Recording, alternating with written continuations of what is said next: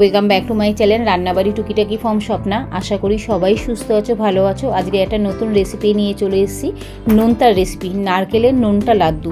এটা তোমরা জলখাবারের সাথে খেতে পারো, বিকালে স্ন্যাক্স হিসেবে চায়ের সাথে নিতে পারো। এখন তো শীতকাল, গরম গরম লাড্ডু বানিয়ে কফির সাথে খেতে কিন্তু খুবই ভালো লাগবে। একবার বানিয়ে বাড়িতে দেখতে পারো। এই নোনতা লাড্ডু বানাতে কী কী লাগবে সেটা আগে শেয়ার করি। উপকরণ হিসাবে লাগবে গিয়ে হচ্ছে নারকেল কোড়া 2 কাপ, চালের গুঁড়ো 1/2 কাপ, ময়দা 1/2 কাপ, কাঁচা লঙ্কা কুচি 4টে, ধনেপাতা কুচিয়ে রাখা 2 টেবিল চামচ, পোস্ত 4 টেবিল চামচ, নুন পরিমাণ মতন, তেল 1/2 কাপ। প্রণালী কিভাবে এটা তৈরি করবে। একটি পাত্রের মধ্যে নারকেল কোড়া, ময়দা, চালের গুঁড়ো, অল্প নুন দিয়ে ভালো করে মিশিয়ে নিতে হবে।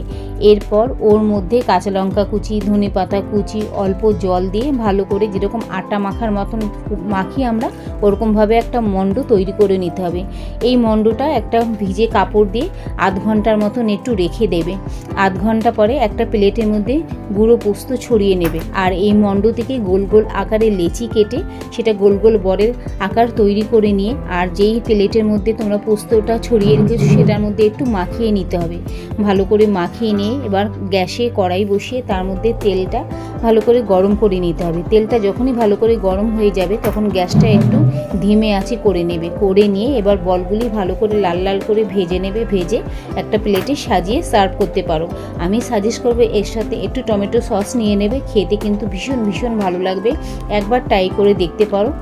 আজকের মতন রেসিপিটা এখানেই শেষ করলাম। ভালো লাগলে লাইক করো, কমেন্ট করো, শেয়ার করো। চ্যানেলে নতুন হয়ে থাকলে চ্যানেলটা প্লিজ সাবস্ক্রাইব করে দিও, তাতে আমিও মোটিভেশন পাই এরকম নতুন নতুন রেসিপি নিয়ে আসতে। আজকের মতন bye, tata, take care, have a fun.